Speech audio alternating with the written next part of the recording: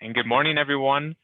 My name is Stefan Tangin. Welcome to the Tribal Climate Webinar Series that we host from the North Central Climate Adaptation Science Center. I am a Tribal Resilience Liaison. I work for the Great Plains Tribal Water Alliance throughout the North Central region, and I work in cooperation with the North Central Climate Adaptation Science Center. I'm going to give some brief introductions, and then we'll get right into the webinar. This presentation is really rich with information, so I want to make sure we have enough time for the presentation itself and then folks have questions. The Great Plains Tribal Water Alliance is the technical advisory arm for the Great Plains Tribal Chairmen's Association on issues related to water rights, waterways, and all issues related to water across the region. The North Central Climate Adaptation Science Center, or NCCASC, is a partnership between the U.S. Geological Survey, University of Colorado Boulder, and 5 consortium partners.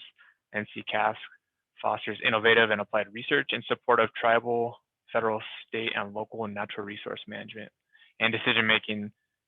The North Central Center is one of 8 regional climate centers in the National CASC network, created to help meet the changing needs of land and resource managers across the country. The NCCASC serves Colorado, Wyoming, Montana, North Dakota, South Dakota, Kansas, and Nebraska. Just so you know, these webinars occur usually every month on the last Wednesday of the month. The goal is to provide useful information for folks working in tribal climate adaptation, specifically but not limited to federally recognized tribes. And we also put out a newsletter each month in case you want to stay plugged in that way. In today's presentation, we'll feature Anthony Ciocco. Anthony is currently in the BIA Pathways program and a graduate student at Oregon State University. He's focused on natural resource management.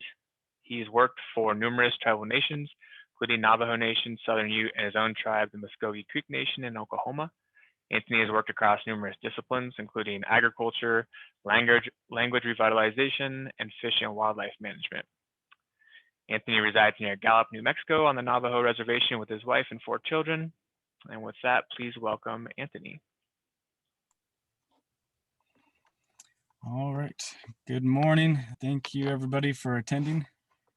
As Mr. Tangin said, my name is Anthony Ciocco. I'm Ishti Muskogee Creek, live out here in Navajo Nation. I've been living out this way and worked out here for the better part of 15 years. So I've had some experience throughout the res and working in and around a lot of wildlife management issues and other natural resource management disciplines.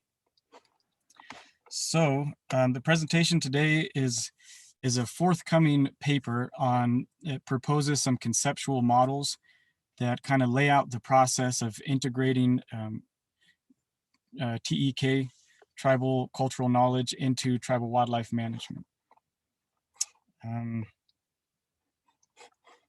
So the paper, in proposing these models, it applies them to the Navajo context as kind of a proof of concept. The models talk about that process, and then it shows how that could work in Navajo. This is not a case study. It's not an actual application with Navajo fish and wildlife. It's just kind of a proof of concept to show how these could be applied. But also just a little disclaimer. So it is a forthcoming publication, so it's not published yet. And if anybody does want to work with this material, feel free to cite it. I'll give the citation afterwards, or reach out to me directly and we're happy to share it. All righty, next slide, please.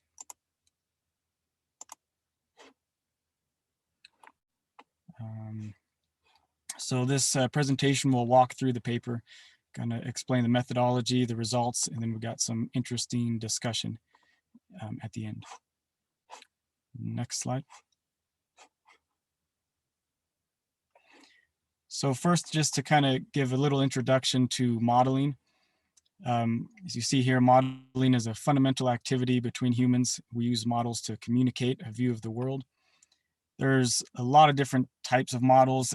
That word can be used very loosely. Just speaking, in a sense, is a form of modeling. When we talk about models scientifically, though, most often we're referring to some type of diagram at the top right you see with nodes and vectors. That's not the only type, but that's kind of the quintessential example of a model. Underneath that, you see the soil food web. I think everybody's familiar with. And that's pretty similar. It has different parts of the food web and how they're connected or relate to one another. Those are different forms of models. Even outside of modern science, you can think of models from a cultural perspective, and there's lots of examples of that as well.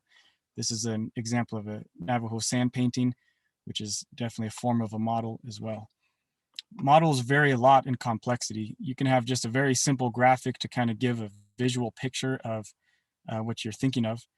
But then we have really complicated advanced models in different fields of science that you can plug into a computer. They use mathematical algorithms to simulate a result. That's a very advanced form of modeling. What I'll be proposing in this paper is just some conceptual models, as there's a lot of growing interest to integrate TEK into wildlife management and other fields that help us kind of really see and lay out the process. Next slide. So one of the beauties of modeling is it's like the saying that a picture is worth 1,000 words. It actually takes a lot of thought, even for a very simple model. So they're useful for communicating. There's a quote you often hear that all models are wrong, but some are useful. Models are a simplification of reality. So they're definitely not the actual real thing. It's just a simplification, but it can be useful. One of the ways you use models is you put input into a model, and then you can use it for computation and get some output of what might occur. So this graphic on the right, I think that's your right, gives an example of modeling in different fields and what it can be used for. So if you're working in a field like rocket engineering, there's a very high amount of high quality data, and we have a strong understanding of the mechanisms of gravity, of air resistance, of aerodynamics. So they can run a model for a spaceship, and they can very accurately project what will occur when it flies. Those kind of models, you can design a product, you can predict an outcome, they work really well. If you're trying to do a model for a social system, there's so much data and it's not really clear and empirical, so there's data quality issues, and there's no clear understanding of exactly how a social system works. So modeling social systems, you can't predict, like in politics or stuff like that, exactly what will happen. So in these kind of cases, modeling is more appropriate for engaging the public, for communicating and gaining insights. You see over here in ecosystems, we might be able to test theories, but this is the kind of realm we're talking about. So these models aren't going to provide strict predictions as to outcomes. They're just going to help us develop our understanding more. Next slide. So we're talking about TEK. As most of you are probably familiar, that stands for Traditional Ecological Knowledge. There's a lot of other similar terms that are also used. Some folks use traditional knowledges. Local knowledge is related, not exactly the same thing. But we're talking basically about knowledge that tribal indigenous folks have in their traditional cultures. A lot of TEK you can also find in ethnographic material, anthropological material. There's other fields, ethnobotany, ethnogeology. Those all are talking about different parts of the same thing. As far as why to engage TEK, there's a lot of different reasons. A lot of tribes have, of course, want to utilize their own knowledge. It's part of your sovereign right as you're managing your own resources. So there's the reason from the tribal perspective to begin with. There's also been a big shift in science and management paradigms in the last few decades. The UN has been pushing indigenous knowledge and supporting indigeneity a lot. There's, since the 1970s, kind of growing acceptance and motivation for indigenous identity in the US for natives. Also, from the scientific perspective, given the issues we're having with ecosystems, with endangered species, with ecological function decline, there's a big demand for different ways, different models, different approaches and philosophies to understanding how humans should relate with the natural environment. And the only proven systems that really work, that have been tested actually over time, are tribal systems. Tribes have lived with the environment for thousands of years, and they're still here, so it worked. You can't say the same for modern contemporary science. There's a lot of sophisticated, great science out there, but it's not a very old social knowledge system, so we don't know how well it'll work, and the indications are it's not going super well. So there's a strong demand to understand and draw from other models. It also is worth thinking about why not to engage with TEK. There can be challenges there. Part of that is ethics, but just to say that a lot of tribal knowledge is sacred. A lot of our understanding of how to interact with the environment is through ceremonial processes that is, people do not necessarily want to share openly. It may not be appropriate. It may be esoteric knowledge. Also, tribal knowledge functions within a given social system, and if you try to apply that to a new system in a new time in a new place, you may get different results. So there's nothing to say that it will always work or it's always the best approach. It's just an approach to consider. But ethics is a big concern. A lot of science and management looks to utilize TEK as a resource, and that can be an exploitative relationship to come in, get the tribe's knowledge and take it and use it. So it's very important to think about how to do that ethically. There should be some type of value exchange, some reciprocation, and also recourse if folks want to pull out of a project, don't like the way that it's going. There are some great principles that have been established. If you look up the Climate and Traditional Knowledge Working Group in 2014, they put forth a set of principles on most ethical ways to engage with TEK. Those are provided in more in depth in the paper, but just giving a summary here. Next slide. So as I mentioned, this paper looks at applying these models to the Navajo Nation. Again, it's not a case study. This is not through an in-depth process with Navajo Nation Fish and Wildlife or the other components of Navajo. It's just a kind of a template example. Navajo makes a useful case study for me because I live here, but also it's the largest tribe, as most of you probably know. They have a well-established fish and wildlife program and a strong, vibrant living culture. Next slide.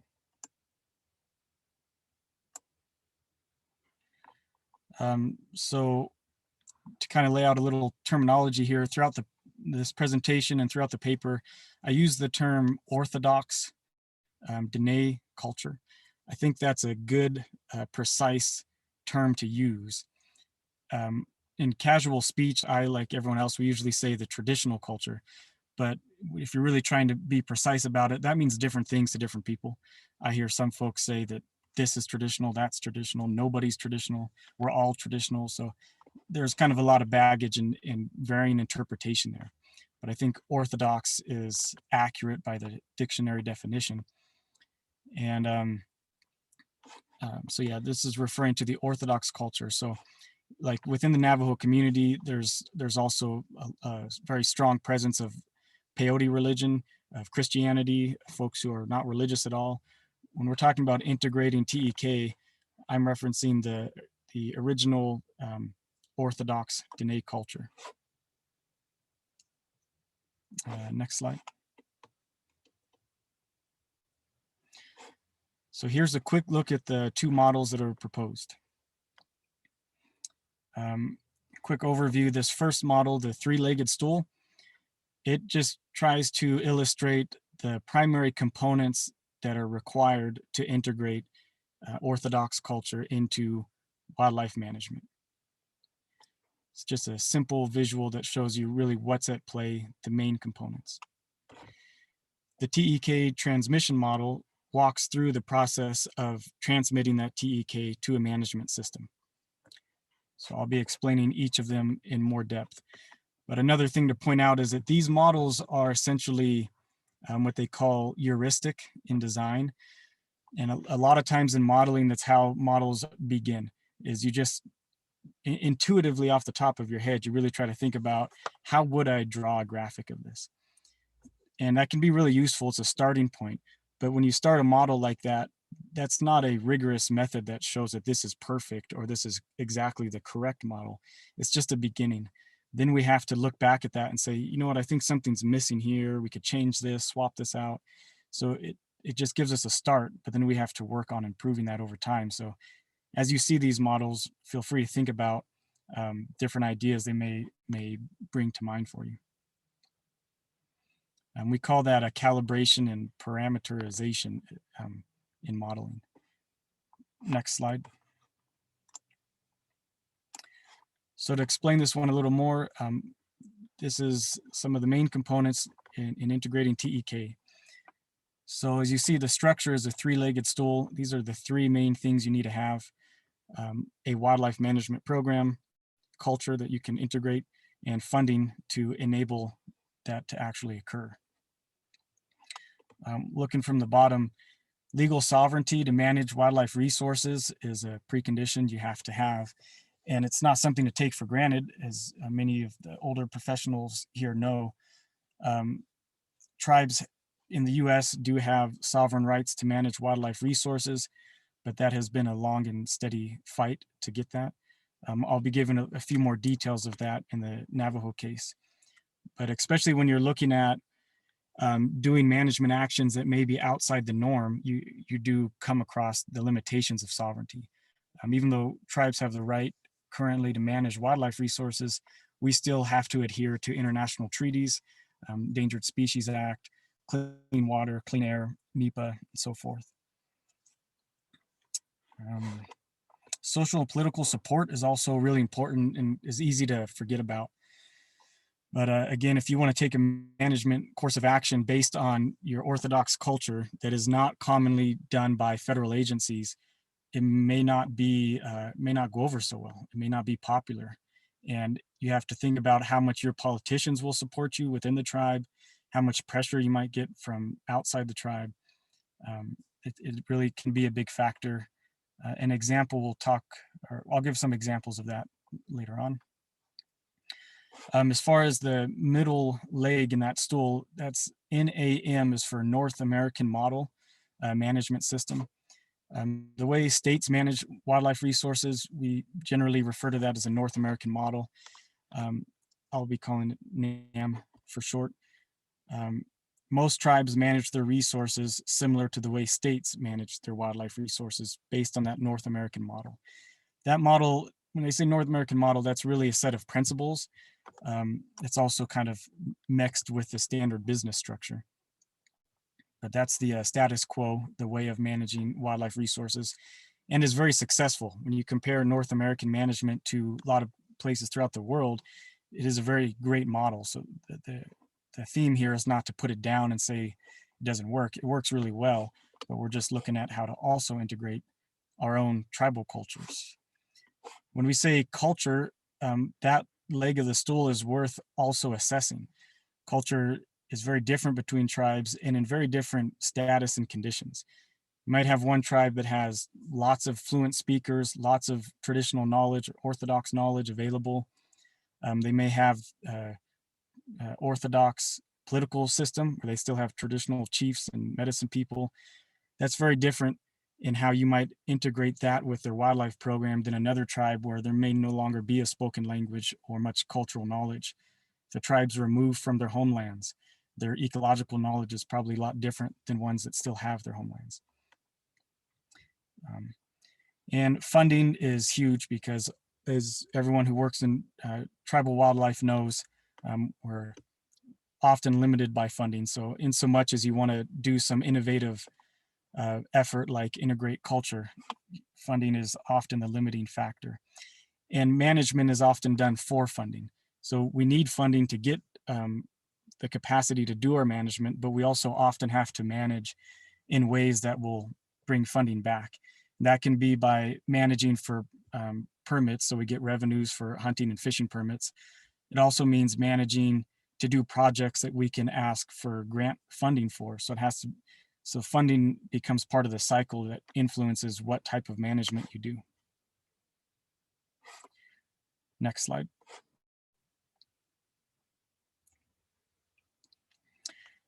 So this model is a little more complex, but it seeks to display, to graphically identify the process that TEK can arrive at a tribal wildlife management program. And this roughly pertains to any natural resource as well. This is also the way you can look on here and map out how that already has occurred. Maybe in some of you viewers from your tribe, you might already have a lot of your culture reflected in your wildlife management program. But to explain the model here, okay, this one, so there's 5 stages. You start with the traditional ecological knowledge. It has to be represented somehow. You can't just, the knowledge doesn't just exist out there and you just pick it up. You know, you have to talk to somebody. And that could be just reading the literature, the ethnographic material, anthropological material that gives you the TEK. You can set up a working group of knowledge holders in the community, or you might work with leadership of that knowledge. So there has to be some form of representation. And then how you engage with that representation is through some specific mode. You could do a survey of any of those. You could collaborate, and that could be co-development or co-construction of the program. It can also be co-management, where you have semi-equal say in the management process. And then interoperability. This, when I was designing this paper, writing it, it took me a while to really think about it. This was the best analysis I could come up with. This is taken from the more analytical fields like science data transfer, but you're essentially translating knowledge from one system to another. And linguistic translation is a part of that, but it's not enough. And so I'll explain this in more detail in a few slides here, but it's essentially, if you have an idea from one system, say they're talking about a tree, you can translate the word tree, but it doesn't mean the same thing in one cultural context as it does in another cultural context. And interoperability looks at how well that is actually being conveyed. There's different compounding layers of understanding there. But one thing you can see in this model is this is a one-way street. It's taking a resource from the Orthodox culture and transmitting it into management. And again, that may be appropriate if both sides decide that they want to do that, and there's some other value going the other way. But it's just something to be aware of so that it doesn't become an exploitative relationship. This TEK typology, that's the critical part of this process. When I say typology, that's just the categorization scheme. So these are 6 different layers of TEK. That part I did not come up with. That's taken from a paper cited Howd 2007. And that's not heuristic in design. That was done with a more rigorous method. He reviewed a whole bunch of TEK literature and said, looking at all these examples, this seems to be the 6 main parts of TEK. So that's a really important step. That's a work that's already been done. But part of the takeaway when you look at this model is that, so if there's 6 parts of TEK, and we say roughly 3 different ways you can represent that, 3 modes of engagement, 6 levels of interoperability, and 6 different parts of management it can be applied to. That's, if you tried every single combination or a permutation there's actually 1,620 different ways that you could do that. So when we talk about what works really well, what's not working, you could be caught up anywhere in this process. So it helps to map that out. So you could look at one program that, say, had a successful outcome, and you could say, okay, looks like this form of representation worked better, and this and that. That's kind of the utility of this mapping roadmap here. Next slide. So I explained most of it, but this one you can see a little closer. So TEK is from that How 2007 paper. It's called The 6 Faces of TEK. If anyone's interested, you can look that paper up. Just to give a little more on representation is complicated and is often right where things can go wrong. Right now, when you look at representing tribal knowledge, there's this kind of conflation of identity. You can be enrolled in a tribe and say, I identify as this tribe, I'm enrolled there. And that's true. You can also look that way, and phenotype and ethnicity is often really is what people rely on a lot of times to kind of assess how authentic something is, which may not be accurate. And that all of those can be really different than cultural competency, how much somebody really does know about their culture.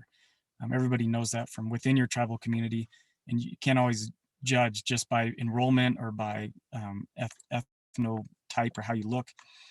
A study in 2010, the US Census found that only 6% of Native Americans claim to speak their language. It's long been held in all the social sciences that language is strongly tied to culture. It's really strongly tied. So if only 6% of natives in the US claim to speak, and not everybody who speaks your language is therefore super knowledgeable traditionally. So you might say maybe half of them are. If there's 3% of natives who are very knowledgeable or competent in their culture, then when you look at representation, you can't just go have anybody represent that TEK. It's a very tricky thing to get the right representation. And other modes within representation, like literature, there's a great body of ethnographic anthropological literature that might be very helpful, but there's also challenges with representation through literature. It can be very biased by how it was written, who wrote it, when they wrote it. And it's in and of itself is its own field of science. So it has a lens. So you're kind of connecting one field of science to another rather than from the actual raw data source. The biggest problem with literature, in my opinion, that's really pretty obvious, is that it's not nearly as wide as the mental database of living people. People have not, through literature, documented every part of our knowledge, every song, every ceremony, thank goodness, and every story, everything that's ever been known. So literature is actually a massive truncation or shrinking of the knowledge. So there's not nearly as much available. With the different modes, some are more appropriate for different types of work, but in general, I suggest that co-management is really the way to go.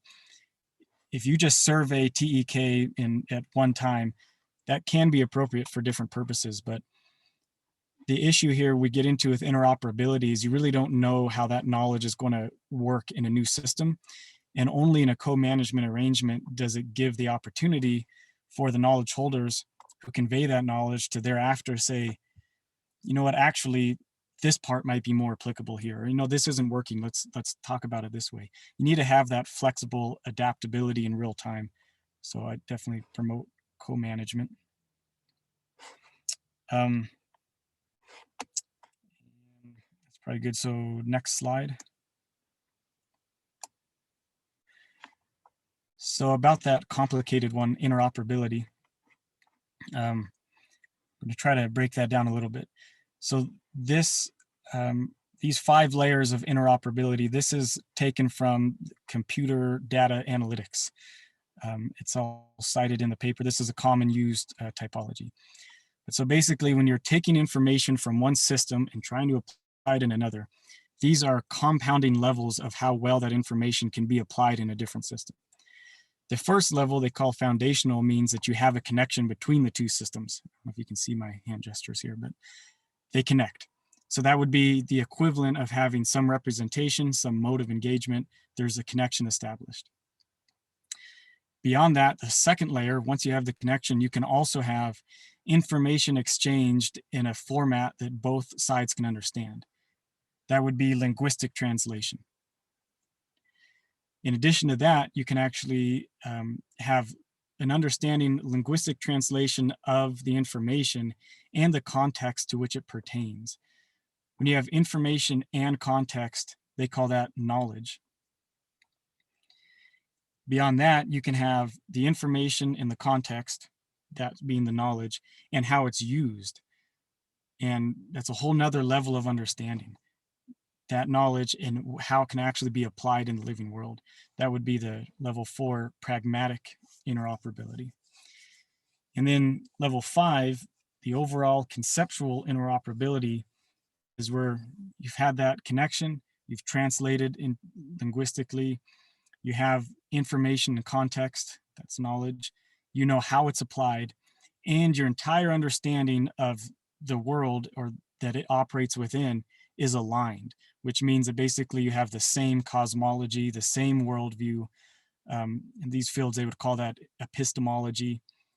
And then, so you understand the knowledge, you know how to use it, and you know how it fits within the entire system. That arguably never happens between science and a traditional Orthodox culture. Obviously, they're very different worldviews. So a lot of times, this is where things get caught up when people are trying to convey some knowledge from a Orthodox standpoint, but it doesn't fit within the epistemology or even the application of the management standpoint.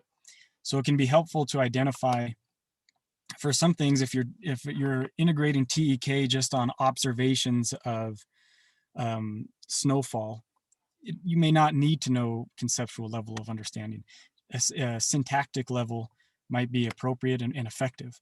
But if you're talking about why it's important to revere a sacred site, that's you might be able to name the site, but in a syntactic level, but you're going to have to struggle to try to explain a pragmatic level and even a conceptual level, and that's can be really challenging.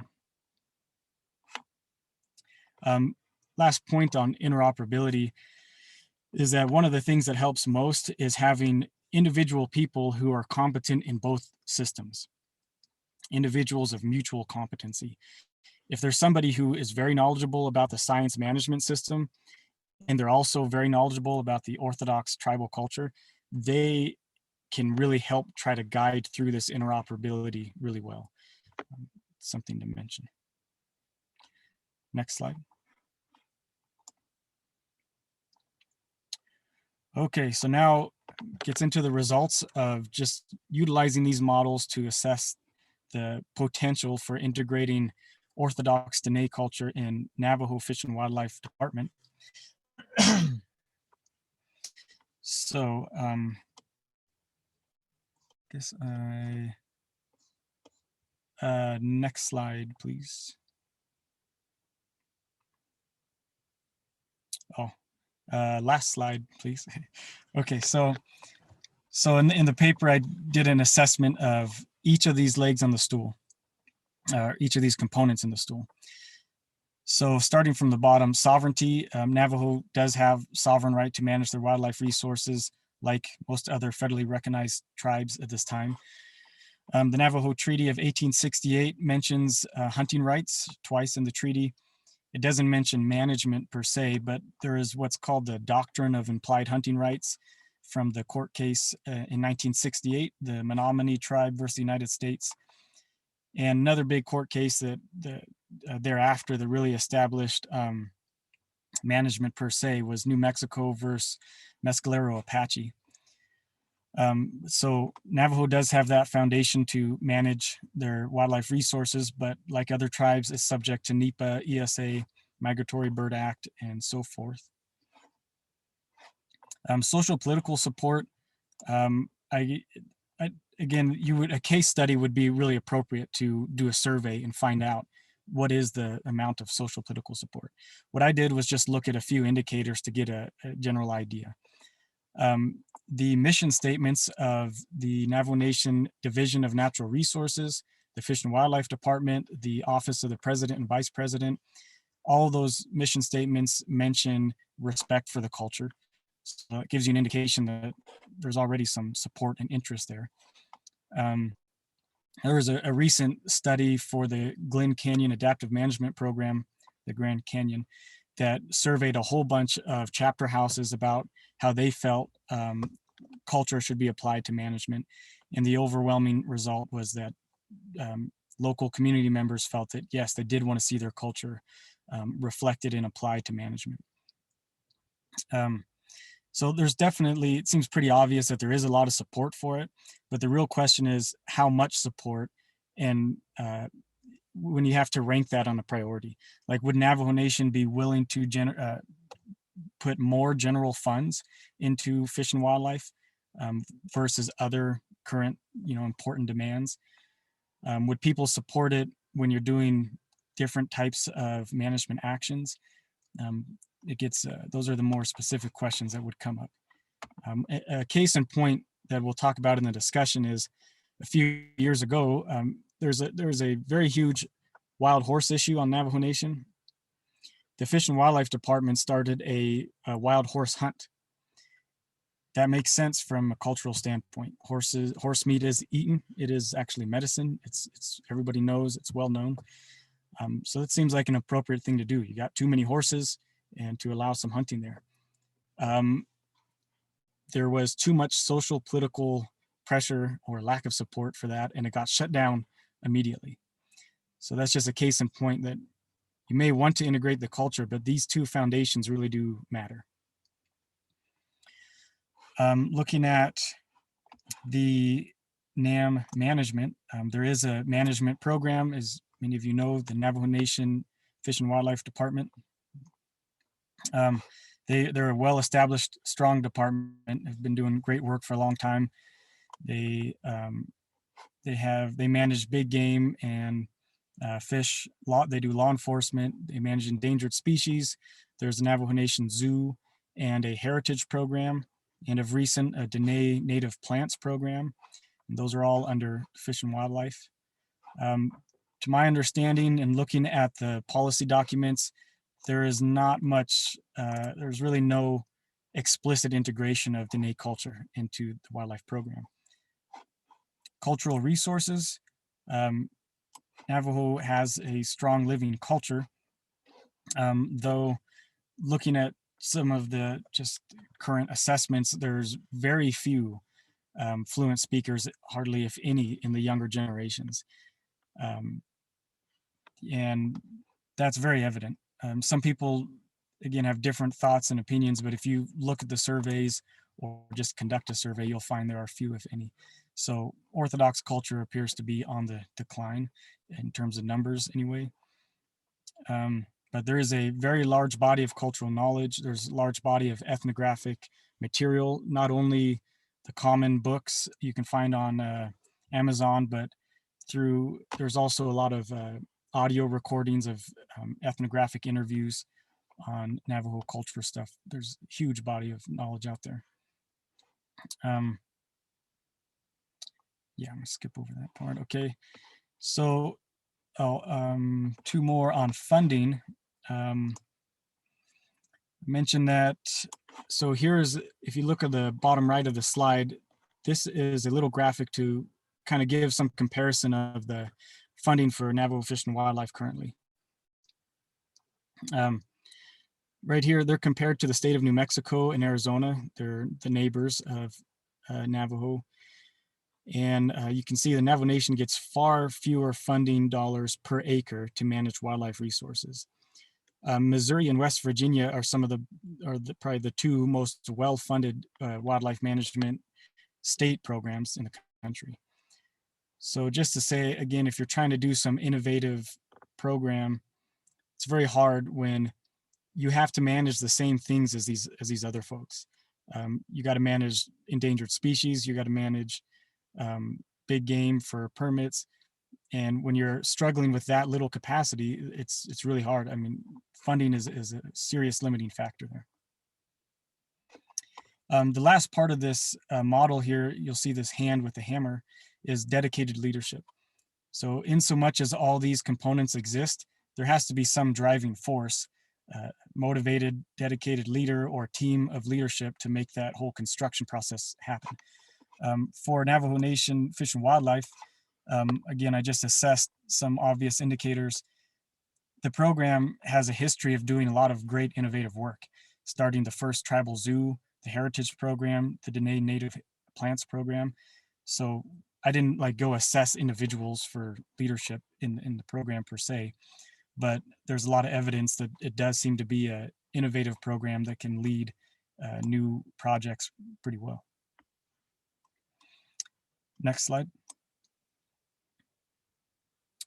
Okay, so this is the transmission model, and I give some examples here in the context of Navajo Nation. These are just hypothetical examples of how TEK from Orthodox Dene culture could be transmitted into fish and wildlife.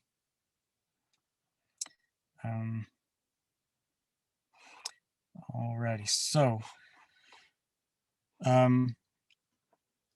for the first one on the top, you see climate indicators. Climate change is a growing issue, as we're all aware. One way that could be done is to survey the literature on indicators of climate from Dene culture historically, past uses and historical observations. You could use literature in a survey mode of engagement. That would only really require like a syntactic level of interoperability, and that could be applied to science that the management system is utilizing to make their management decisions. That's a pretty common application. In the paper, I propose that as far as representation in general, for a lot of these, if you wanted to transfer TEK to management, you probably would have a system set up where you're doing that through a regular representation in mode. And I did a pretty thorough look at cultural resources on Navajo Nation.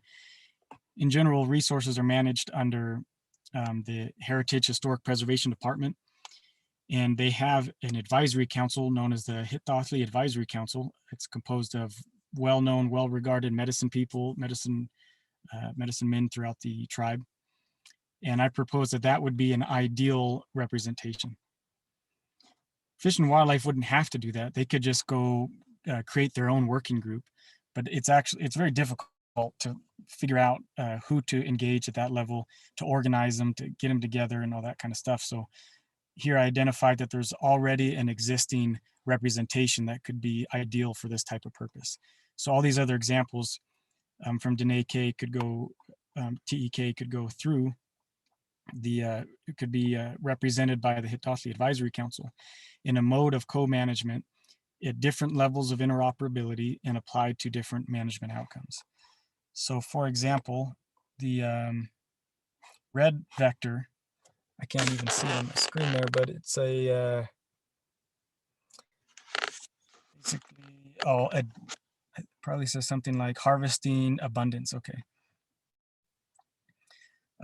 You look historically and you look at these past current uses, what people harvest is often more adaptive to what's available.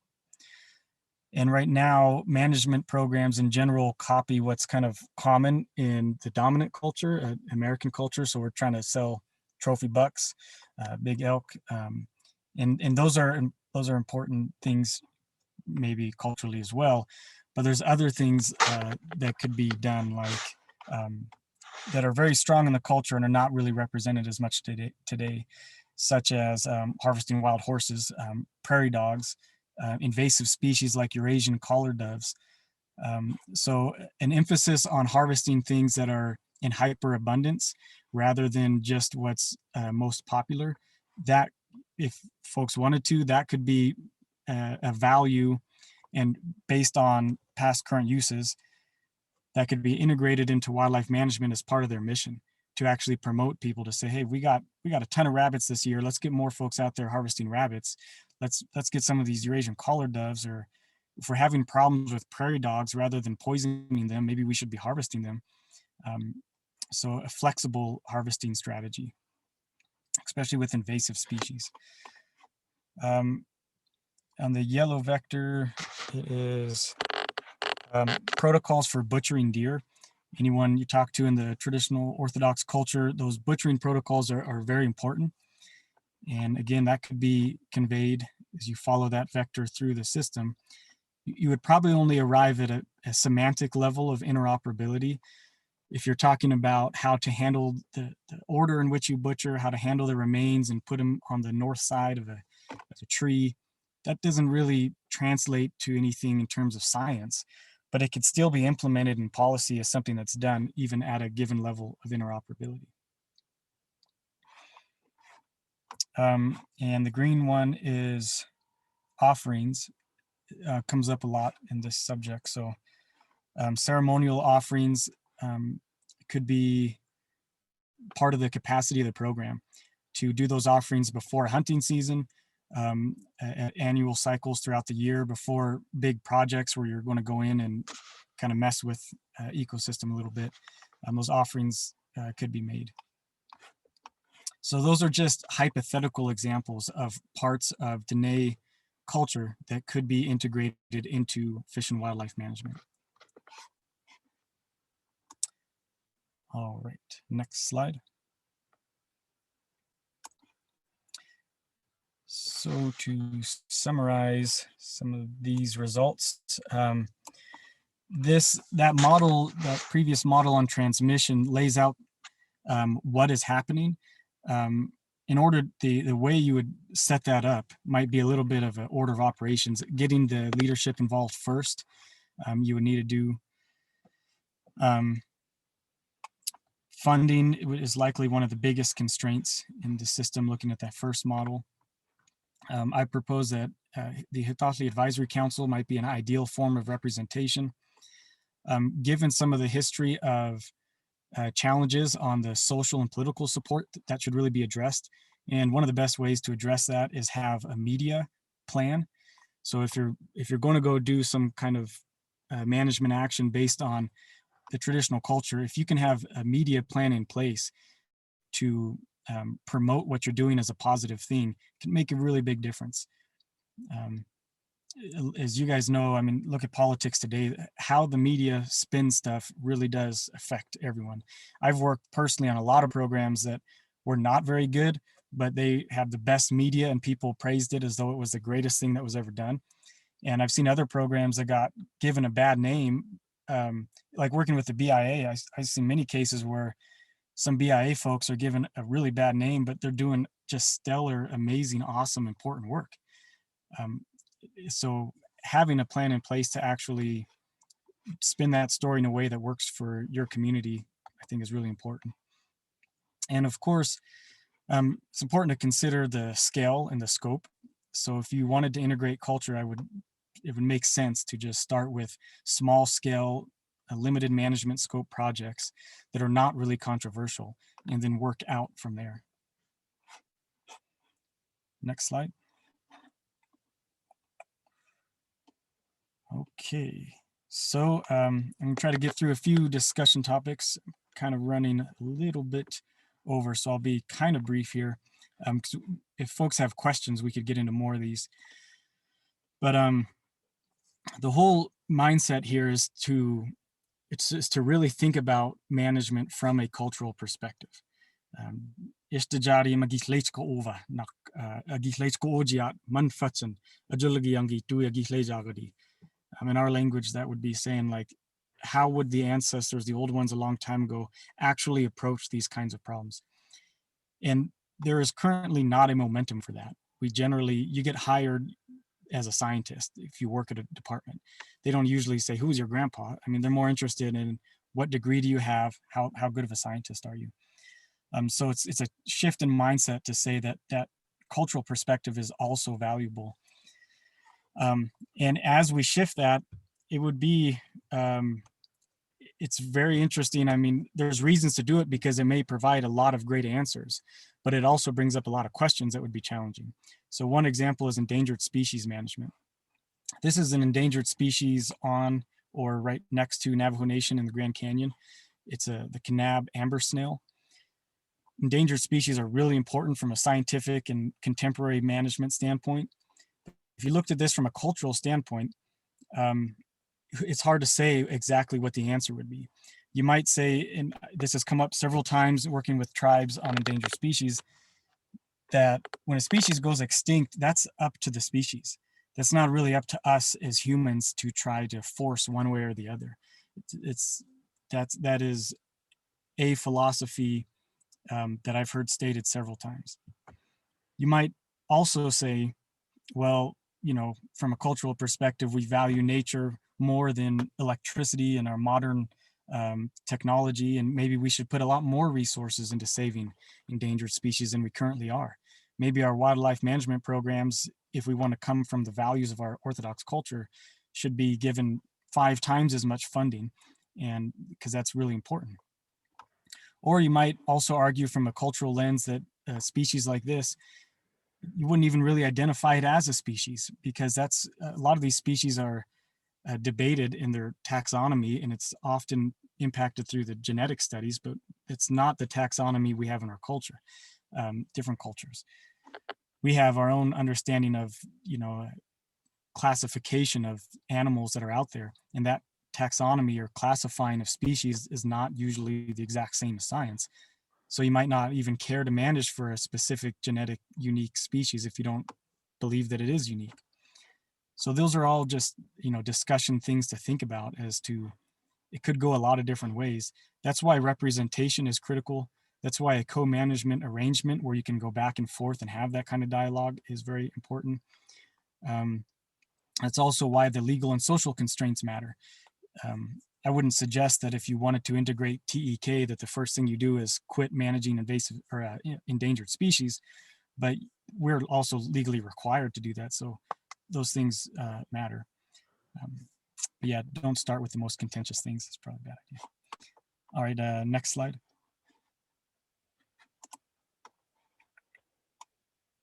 And Anthony, you may want to put these on hold. There's one question already, and we got about 7 minutes until the end of the hour. So up to you if you want to just fly through these or go straight to question. I'll try to fly a little quicker. Another good example is invasive species. I won't walk through the whole point, but a lot of tribes throughout the world I've heard voice different perspectives, and in my tribe, in our language, I've asked a bunch of old people about it, and we look very differently at this concept. We basically don't think of things as invasive and wouldn't try to eradicate them. Debatable how other tribes might look at that, but an interesting thing to think about. Next slide. I think we're almost done.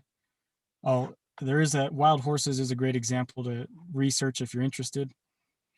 I think the 2 closing points then are integrating TEK is not simply because people are romanticizing and interested in love culture. That's cool. It can be good for your cultural identity. But I personally really do believe, and there's clear, ample, enormous, overwhelming scientific evidence that there are valid answers in that traditional cultural perspective. You see it all the time if you study the history of management. I have some more charts, but basically the way natural resources have been managed since this continent has been invaded and colonized, it's gone from exploitation to managing specific resources to ecosystem management to trying to force things into the historical range of variability to resilience and ecosystem service functions. If you track those changes, you can actually see that we've been doing those other things all along. So that's a very big rabbit hole you could talk a lot about, but just to say that there are really valid reasons to consider utilizing this knowledge if you can give it the validity to really hear what it has to say.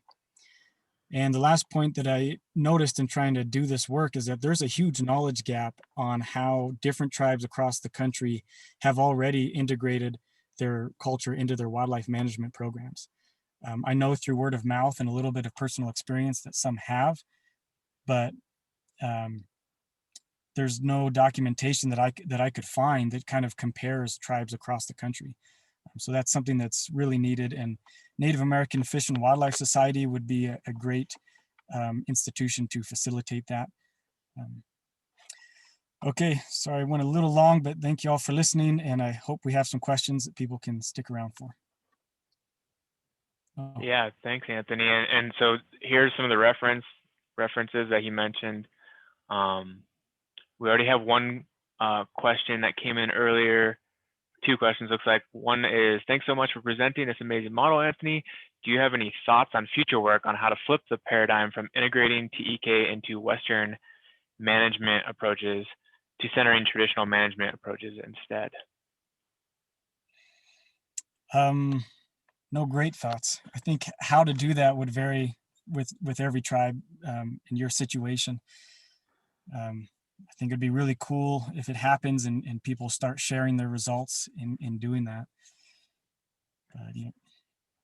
And then another question here, or maybe a statement. TEK is founded on what is observed in some way, shape, or form, and Western science can try to understand it or dismiss it, and time for it to understand and complement it. There's a need for more bridges to connect the two if folks are willing to build it. Thank you for this presentation. It really resonated with me on several points. Thanks for that.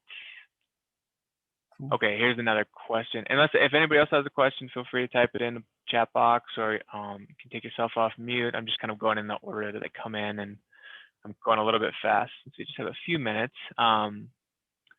I'm wondering if you could share any references for your definition of interoperability and its 5 levels. This is so important to science communication. Yes, I'll pull that up. And also, Stefan, can you go to the next slide while I'm pulling that up here? The next slide again, sorry.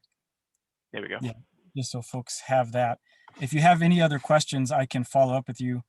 I cited that interoperability from 3 different sources. It's commonly known, commonly used. You can just Google interoperability. But if you can stick around for a second, I'm pulling it up now. I'll put those references in the chat box. Great. And we had a question earlier if you could make the PowerPoint available for folks to look at. I think so. Okay. Long as if you want to copy the model or use it for anything. Oh, if you go to the one slide I forgot that we skipped, can you go back like 3 slides? I think it's worth just putting before you close it. Right there. It says how to use these models. If anyone does want to use them for assessing and mapping out your current operations, for planning future projects, for applying for funding, and that kind of work, I think it would be great. It's going to be a while before it's published, so it's great to use it. Just make sure to cite it appropriately, and that citation was on that other slide. And also you can adapt them. You can still cite the model and make some adaptations to it. I have a question that came in. Curious where the data for funding for wildlife management came from with the different states. So I'm pulling up that interoperability one. The funding on the wildlife management, I pulled those numbers from different sources for each state. The Navajo numbers were from a letter from Gloria Tom, the manager of Navajo Fish and Wildlife. And I can put that in the chat box as well.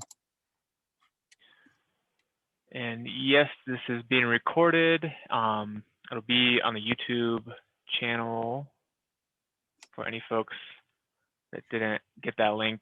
I just put it in the chat box. And it'll be up. It should be up later today. Yeah, I really appreciate. I think Anthony the models you're proposing and talking about the challenges, because often people talk about this type of integration with TEK and modern management systems, but not really how to do it.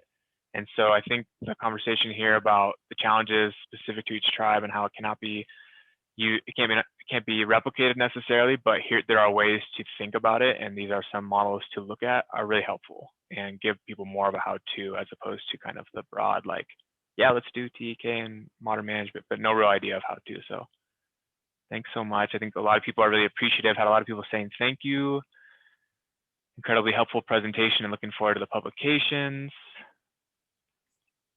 So, and I'm going to scroll to the end so folks can look at your email here, and I will also put it in the chat in case folks want to reach out to you directly.